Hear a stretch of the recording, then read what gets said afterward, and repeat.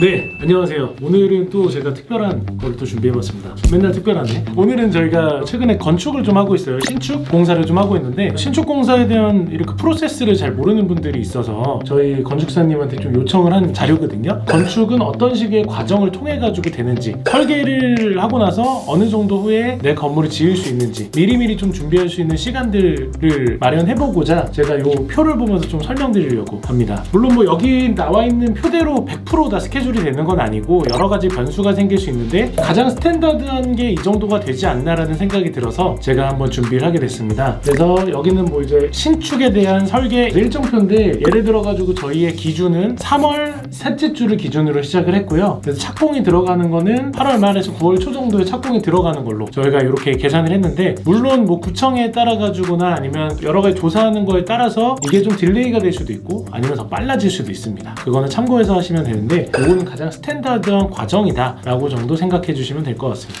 그래서 저희가 최근에 저도 이제 건축을 2개를 신축을 하고 있는데, 현재 하나는 멸실이 다 됐고 하나는 설계 계약을 한 게 있어요. 그래서 2개를 공사를 하면서 건축사님은 어떻게 뽑았냐라고 물어보시는 분들도 굉장히 많은데, 건축을 하는 게 또 여러 가지인 것 같아요. 예를 들어 가지고 내가 건축사님한테 그냥 다 맡겨놓고 아예 신경 쓰기 싫다라고 하면 경험 많고 안정적인 분을 찾는 게 맞는 것 같고요. 그 다음에 저 같은 경우는 건축사를 어떻게 선정했느냐에 대한 기준은, 저는 함께 호흡을 하고 좀 뛰어다니고 싶은 건축사님을 원했거든요. 그래서 저희가 선정한 건축사님은 굉장히 좀 젊은 분이고 저랑 같이 고민하고 뛰어다니고 의견을 줄 수 있는 그런 분이에요. 그리고 저도 좀 업무가 바쁘다 보니까 그런 업무에 대해서 딱딱딱 쉽게 그냥 제가 이렇게만 하면 된다라는 거를 잘 이야기를 해주시는 분이라서 저희 뭐 건축사님은 그런 면으로 선정을 하게 됐고, 그 다음 최근에는 건축에 관련된 게 조금 쉬워진 게 이런 사이트가 있는데, 여기 들어가 보시면 여기에서 뭐 선정된 시공사 같은 경우는 매일매일 우리 건물의 시공에 대한 CCTV도 보여주고 사진도 찍어서 보내준다고 하더라고요. 그리고 특히 저희가 선정한 건축사님이 우리는 이런 거 본다고 잘 모르잖아요. 근데 그분이 이거를 잘 감리를 해주는 분들도 있으니까 그 감리까지 잘 해줄 수 있는 건축사. 그러니까 뭐 결국에는 저는 커뮤니케이션인 것 같아요. 커뮤니케이션 잘 되고 좀 솔직한 건축사님을 선정하는 게 맞는 것 같고, 그리고 건축사님이랑 또 여러 가지 얘기를 드려보니까 건축 설계비에 대해서도 궁금해하는 분들이 많은데, 건축 설계비가 얼마가 뭐 표준이냐라고 하는데, 사실 건축사 협회에 나와 있는 설계비 같은 경우는 저희가 견적받는 거에 비하면 훨씬 비싸다라고 하더라고요. 특히 대형 건물 같은 경우는 기준을 좀 잡는다고 해요. 뭐 주상복합이나 공동주택 같은 경우는 뭐 작업하는 게 워낙 많다 보니까 평당 10만원 연면적당 그렇게 산정하는 것 같은데, 또 건축 설계 같은 경우 어떻게 진행이 되냐면, 뭐 기본적인 건축을 어떻게 설계한다라는 건 설계사님이 하는 거지만, 구조 같은 경우는 구조사한테 어떻게 설계해달라고 보내고, 뭐 소방은 소방대로 보내고, 이런 식으로 협력업체들과 같이 종합해가지고 내주는 게 건축사님의 역할이기 때문에 그런 분들이 견적 같은 것도 같이 보시더라고요. 근데 저 같은 경우는 설계를 조금 비싸게 했어요. 왜냐하면 저는 계획이 되게 중요하다고 생각하거든요. 그래서 일반 설계비보다 조금 비싼 금액으로 설계를 했는데, 그 설계할 때 조금 비싼 금액이 나온 이유를 제가 여쭤보니까 이런 얘기를 하시더라고요. 건물에 대한 구조에 관련된 설계를 할 때 보통 그냥 가상으로 건물을 입혀봐가지고 구조적 문제가 없으면 통과, 이런 식으로 하는 경우들이 많은데, 저희가 이번에 선정한 구조사 같은 경우는 디테일하게 여러 가지 변수까지 다 잡아가지고 꼼꼼하게 잘 하셨더라고요. 근데 이런 분들 같은 경우는 작업 기간이 길어지기 때문에 비용이 좀 올라가서 조금 더 비싸진다라고 얘기를 하더라고요. 그래서 설계비에서 대부분 많은 비용들이 그런 협력업체들한테 나가는 거고, 실질적으로 건축설계사님한테 여러 가지 수익금이라고 해야 되나요? 그게 그렇게 크지는 않다라고 하더라고요. 그래서 저는 일단 건축을 할 때는 가장 중요한 거는 설계사님, 그리고 설계사님이 얼마나 감리를 잘 해주는지가 가장 핵심이 아닌가 생각이 들고요. 그러면 이런 설계사님을 잘 골랐다라고 생각이 들면 그 다음부터는 건축을 어떤 과정으로 진행이 되는지 한번 봐야 되겠죠? 예를 들어 설계 계약을 3월 중순에 한다라는 가정입니다. 그러면 규모 검토 기획 설계. 기획 설계라는 거는 건물 가상으로 이제 지어보는 거죠. 5층짜리가 되는지 6층짜리가 되는지 이런 거에 대한 기획을 설계해보는 거고요. 그 다음 뭐 재료나 기본 전략 결정. 저도 이거 지금 잘 마무리했던 건데, 뭐 보통 외벽에다가는 어떤 걸 할지, 그 다음 내부에는 어떤 재료를 할지를 디테일하게 고르는 건 아니지만 기본적으로는 다 골라놔요. 그래서 저는 건축할 때 막 외벽에 대한 벽돌이나 아니면 뭐 콘크리트나 이런 거 어떤 거 할지를 다 샘플로 막 보고 같이 골랐거든요. 그래서 이런 거를 하는 과정이 거의 한 달 정도 걸리네요. 그러는 동안에 이제 설계에 관련된 그 뭐 에너지 구조 이런 거를 또 같이 또 협의를 하는 단계입니다. 협의를 하고 나서 구조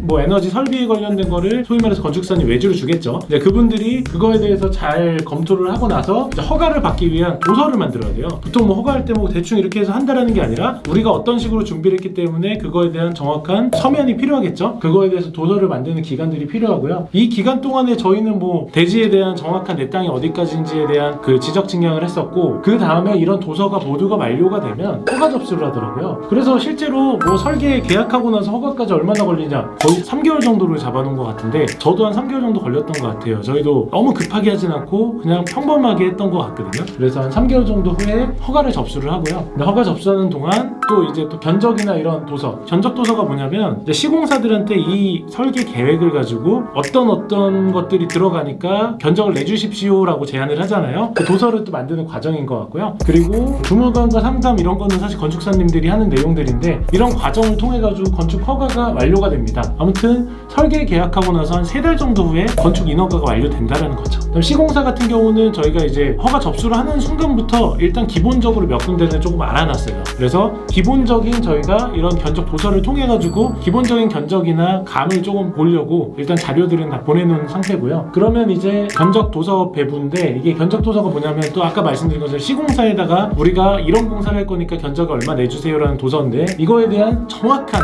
디테일한 자료가 실시 도서입니다. 그래서 실시 도서를 또 이제 건축사님이 열심히 만들어 주시겠죠. 그동안에 뭐 이제 굴토심이라고 해서 결국에 지하도 파고 땅도 뭐 이제 해야 되기 때문에 땅에 대한 심의를 받는 것 같아요. 제가 굴토심이 정확하게는 모르겠는데, 제가 지금 짓고 있는 건물 중에 하나가 굴토심의가 거의 이제 완료되고 있는 상황인데, 이제 저런 과정을 통해 가지고 땅에 대한 지질조사 굴토심의를 합니다. 그래서 굴토심의가 끝나게 되면 실시 도서가 완성이 되고, 그걸 토대로 시공사들한테 정확한 입찰을 받게 되는 거죠. 시공사도 뭐 여러 군데예요. 뭐 이런 시공사 저런 시공사도 있는데, 아까도 말씀드린 그런 사이트를 이용할 수 있는 시공사면 되게 좋을 것 같아요. 아니면 또 건축사님이 소개해주는 분들도 있겠지만, 저희도 실제로 시공사분들 만나서 어떤 공사를 했는지, 어떻게 이분들이 공사에 대한 마인드를 갖고 있는지, 또 현장 소장님은 어떤 분이었지, 그분들까지 다 잘 선정해서 해야 되는데, 현장 소장님 같은 경우는 미리 스케줄이 짜져 있다 보니까 안 되는 케이스들도 있어요. 그래서 오히려 그 현장 소장님이 될 때까지 기다렸다 공사하는 분들도 있다고 하더라고요. 그래서 그런 식으로 이제 시공사까지 선정을 하는 과정을 거칩니다.